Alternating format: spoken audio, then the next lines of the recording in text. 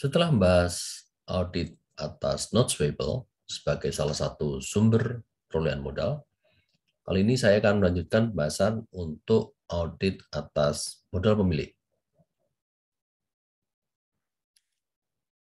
Untuk melakukan audit atas modal pemilik dan dividen, kita harus mempertimbangkan beberapa akun yang berkaitan dengan siklus tersebut. Yang pertama, di sini terlihat dalam bagan ada capital stock atau modal saham yang common, ya. Kemudian ada patent capital in excess of par, ini artinya pembayaran nilai saham yang melebihi dari nilai pokoknya. Ya. Yang ketiga cash in bank, yang keempat dividend payable, dan yang kelima adalah return earning, ya, atau laba ditahan. Nah, jika Anda perhatikan, ya, di sini masing-masing akun punya kaitan satu dengan yang lain. Ya. Sebagai contoh, untuk capital stock, ya, ini akun normalnya ada di sebelah kanan atau kredit. Di sini ada beginning balance, ada issue stock, pengeluaran saham baru, kemudian ending balance. Ya. Nah, di sisi kiri itu ada redemption of stock. Redemption of stock itu artinya saham itu dibeli kembali oleh perusahaan. Ya. Di keterangannya itu, ini berakibat dengan berkurangnya kas, ya, karena perusahaan mengeluarkan uang untuk membeli sahamnya sendiri. Ya. Oke, coba kita fokus sekarang untuk issue of stock, pengeluaran saham. Di sini berkaitan dengan cash in bank. Mengeluarkan saham berarti menerima cash, maka dicatat sebagai sisi debit untuk cash in bank. Ya. Nah, ini juga akan terjadi ketika sahamnya dijual melebihi harga harga pokoknya, ya, par.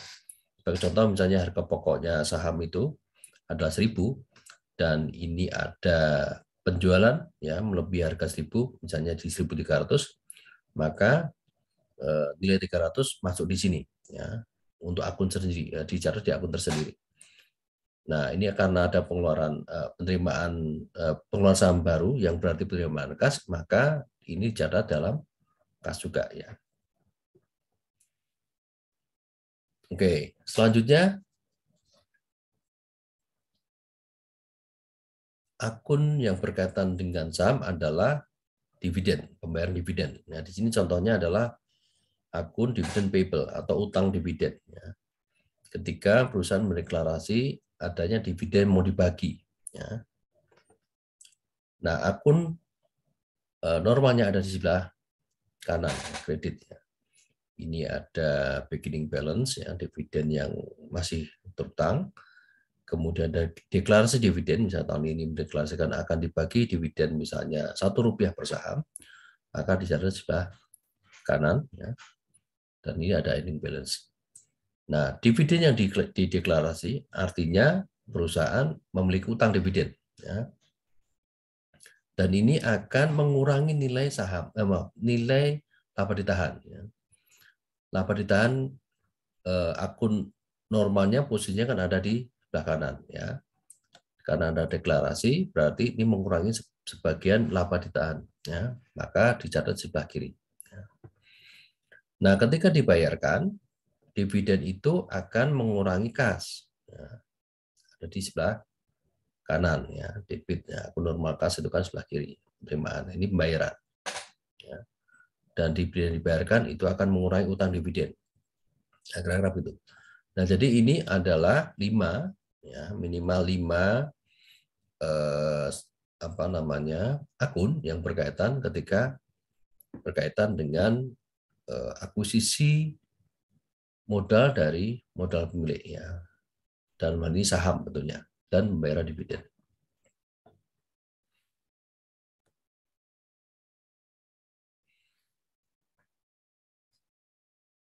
Untuk audit atas modal saham dan dividen, prosesnya sama dengan audit notes payable. Nah, yang pertama perlu dipertimbangkan di sini adalah berkaitan dengan pengendalian internal. Sekarang coba kita lihat pengendalian internal terkait dengan modal pemilik dan dividen. Di sini ada 3 tujuan yang perlu dipertimbangkan. Ya. Pertama, soal otorisasi yang tepat, otorisasi transaksi yang tepat. Kedua, berkaitan dengan pencatatan yang tepat dan pemisahan tugas. Yang ketiga, pencatatan independen dan agen transfer saham. Coba kita lihat satu persatu. Untuk otorisasi transaksi yang tepat, ini transaksi terkait saham itu ada 3. Ya. Pertama, penerbitan modal saham. Kedua, pembelian kembali modal saham. Dan ketiga, berkaitan dengan pengumuman dividen. Untuk penerbitan modal saham, otorisasi ini mencakup jenis ekuitas yang akan diterbitkan, ya, seperti saham preferred atau saham biasa. Berkaitan juga otorisasi terkait jumlah saham yang akan diterbitkan, nominal sahamnya, nilai nominal saham, kemudian kondisi untuk setiap saham selain saham biasa dan tanggal penerbitannya. Ya, hal-hal inilah yang harus dipertimbangkan dalam pengendalian internal untuk penerbitan modal saham. Kemudian pengendalian internal berkaitan dengan pembelian kembali modal saham, ya, itu berkaitan dengan kapan itu mau dibeli, ya. Kemudian jumlah yang dibayarkan, ya, untuk saham yang dibayarkan itu harus disetujui oleh Dewan Direksi. Nah, yang ketiga berkaitan dengan pengumuman dividen, ya. Dewan Direksi harus mengesahkan bentuk dividennya, apakah dalam bentuk uang tunai atau saham. Terus juga menetapkan jumlah dividen per sahamnya berapa, dan tanggal pencatatan dan pembayaran dividen. Nah, 3 hal ini berkaitan dengan hal yang terkait dengan otorisasi transaksi yang tepat. Pada intinya apa? Bahwa penerbitan modal saham, pembelian kembali modal saham, dan pengumuman dividen itu harus ada otorisasi dari pihak yang berwenang. Kedua, berkaitan dengan pengendalian atas pencatatan, ya, di sini harus tepat dan juga harus ada pemisahan tugas. Pemilik sebenar dari saham tersebut diakui dalam catatan perusahaan. Harus jelas siapa pemiliknya. Catatan perusahaan itu harus mencantumkan siapa-siapa yang memegang saham yang diterbitkan oleh perusahaan. Lalu jumlah dividen yang benar dibayarkan kepada pemegang saham yang memiliki saham pada saat tanggal pencatatan dividen. Ya. Jumlahnya harus benar. Yang ketiga, potensi penyalahgunaan aset yang terkait dengan saham itu harus diminimalkan. Lalu yang ketiga, berkaitan dengan pencatat independen dan agen transfer saham. Setiap perusahaan yang sahamnya tercatat dalam bursa efek wajib melibatkan pencatat independen atau independent register sebagai kontrol untuk mencegah penerbitan sertifikat saham yang tidak semestinya. Lalu tanggung jawab pencatat independen adalah untuk memastikan bahwa saham dikeluarkan oleh suatu perusahaan sesuai dengan ketentuan modal saham dalam piagam perusahaan dan diotorisasi oleh Dewan Direksi. Lalu yang kedua, ya, sebagian besar perusahaan juga menggunakan jasa agen transfer saham. Ini untuk memelihara catatan pemegang saham, termasuk yang mendokumentasikan transfer saham, transfer kepemilikan saham. Pekerjaan agen transfer membantu memperkuat pengendalian atas catatan stok saham dengan menempatkan catatan di tangan organisasi yang independen dan membantu mengurangi biaya penyimpanan catatan dengan menggunakan spesialis. Sekarang mari kita lihat bagaimana audit atas modal saham atau capital stock dan modal dibayar atau paid-in capital itu dilakukan. Nah, untuk audit ini, auditor harus mencapai 4 tujuan. Nah, di sini tujuan pertama terkait dengan tujuan kelengkapan transaksi, yaitu bahwa transaksi modal saham yang ada itu dicatat secara lengkap. Kemudian tujuan kejadian dan akurasi transaksi yang berkaitan dengan transaksi modal saham yang terjadi itu dicatat secara akurat. Yang ketiga, akurasi saldo. Modal saham dicatat secara akurat, benar ya. Yang keempat, terkait dengan penyajian dan pengungkapan, modal saham disajikan dan diungkapkan dengan benar. Coba kita lihat bagaimana atau apa yang dilakukan auditor untuk setiap tujuan. Pertama, untuk tujuan kelengkapan transaksi. Jika pendaftar atau register atau agen transfer atau transfer agent digunakan oleh perusahaan dalam mengelola saham tadi, auditor dapat mengkonfirmasi kepada mereka apakah ada transaksi modal saham yang terjadi dan keakuratan transaksi yang ada, dan kemudian menentukan apakah semua transaksi tersebut telah dicatat. Nah, ini yang dilakukan auditor. Jadi intinya auditor mengkonfirmasi ya, kepada pihak-pihak ini, ya, pihak pendaftar maupun agen transfer. Tapi ini dengan catatan bahwa pengelolaan saham itu dilakukan oleh pihak lain. Ya. Kemudian yang kedua terkait dengan kejadian dan akurasi transaksi. Yang harus dilakukan auditor adalah pertama, auditor memverifikasi semua transaksi modal dan memeriksa otorisasi dari Dewan Direksi yang tepat. Memastikan ada otorisasi enggak. Karena seperti yang tadi saya jelaskan bahwa pengeluaran saham baru itu harus ada otorisasinya. Yang kedua, auditor verifikasi pencatatan yang akurat dari transaksi modal saham untuk uang tunai dengan mengkonfirmasi jumlah ya, yang terima dengan agen transfer dan menelusuri jumlah transaksi modal saham yang tercatat untuk penerimaan kas. Jadi mencocokkan berapa saham diterbitkan, berapa nilainya. Dan ini berkaitan dengan pihak ketiga tadi, agen transfer sahamnya. Untuk tujuan ketiga, akurasi saldo, auditor memverifikasi saldo akhir dalam akun modal saham dengan terlebih dulu menentukan jumlah saham yang beredar pada tanggal neraca. Lalu, auditor perlu melakukan konfirmasi dari agen transfer ya, untuk mendapatkan informasi ini.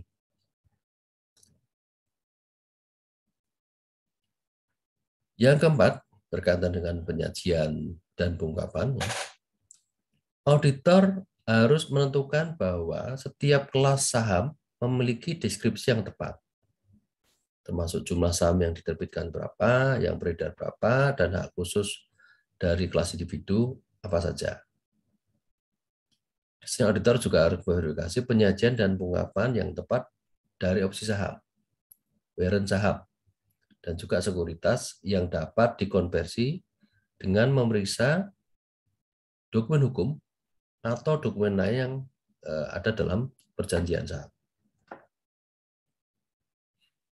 Itulah kira-kira yang dilakukan auditor untuk memenuhi 4 tujuan terkait dengan audit modal saham dan modal dibayar. Nah, sekarang bagaimana halnya dengan audit terkait dengan dividen? Di sini ada 6 tujuan terkait dengan dividen. Yang pertama, kejadian. Dividen yang dicatat memang terjadi, ada deklarasinya. Ya. Kemudian kelengkapan, dividen yang ada dicatat. Ya. Tidak ada yang tercecer begitu intinya. Yang ketiga, akurasi. Dividen dicatat secara akurat. Yang keempat, kejadian. Dividen dibayar kepada pemegang saham yang ada. Yang kelima, utang dividen dicatat, ini soal kelengkapan. Yang keenam, akurasi. Utang dividen dicatat secara akurat. Nah, yang dilakukan auditor untuk masing-masing tujuan ini adalah sebagai berikut. Yang pertama terkait dengan kejadian. Di sini auditor memverifikasi terjadinya pencatatan dividen dengan memeriksa risalah rapat direksi untuk mengesahkan jumlah dividen per saham dan bertanggal dividen. Ya, risalah rapat ini kan mengandung informasi ya, deklarasi dividen. Dan deklarasi biasanya ditetapkan dalam sebuah rapat. Maka risalah rapat perlu dilihat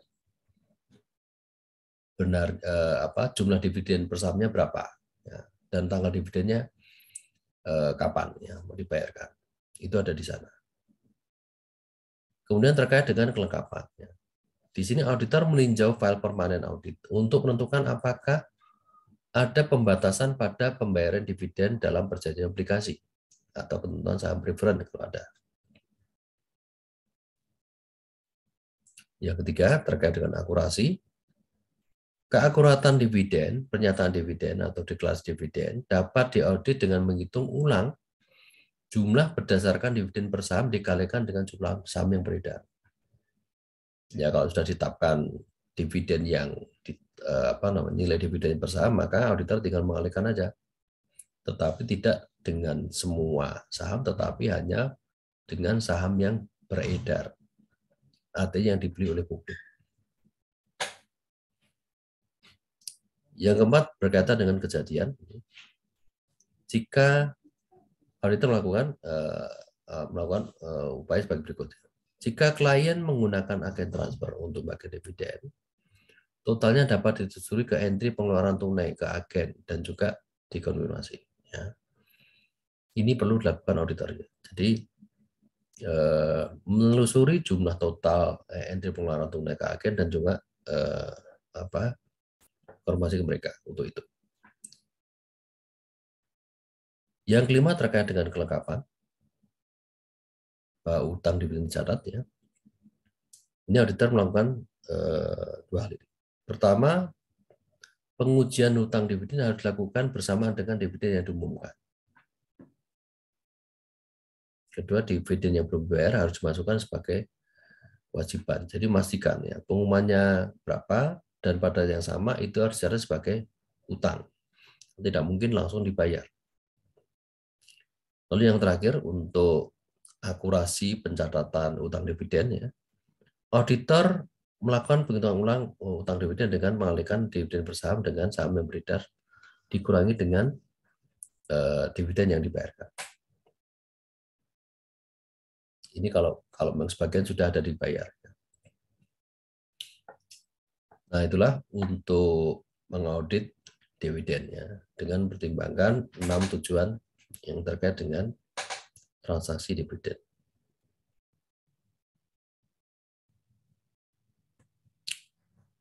Nah, selanjutnya yang tidak boleh ditinggalkan juga berkaitan dengan audit atas laba ditahan. Ya, karena tadi saya jelaskan bahwa akun yang berkaitan dengan modal saham dan dividen adalah laba ditahan.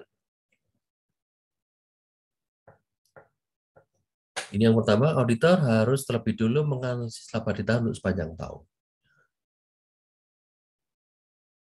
Jadi auditor melihat ya transaksi laba ditahan sepanjang tahun seperti apa ya.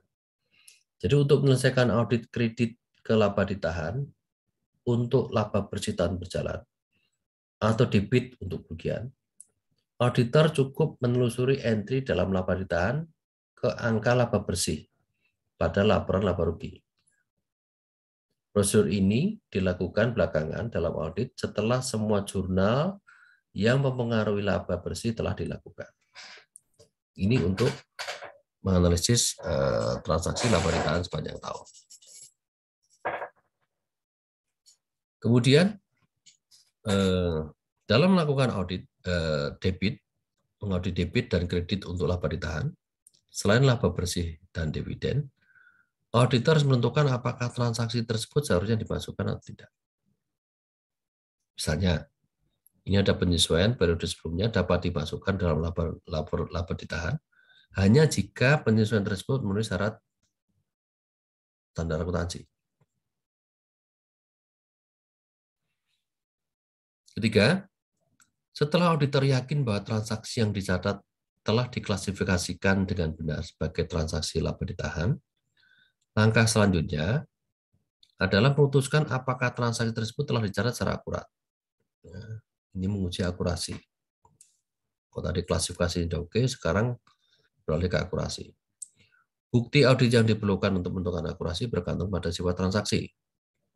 Misalnya nih, jika apropriasi laba ditahan atau penyisihan laba ditahan diperlukan untuk dana pelunasan obligasi, auditor dapat menentukan jumlah yang tepat dari apropriasi laba karena misalnya pengabaian pabrik yang tidak berulang, kemudian bukti yang diperlukan untuk menentukan jumlah kerugian dapat kompleks dan mencakup pemeriksaan sejumlah besar dokumen dan catatan serta diskusi dengan manajemen.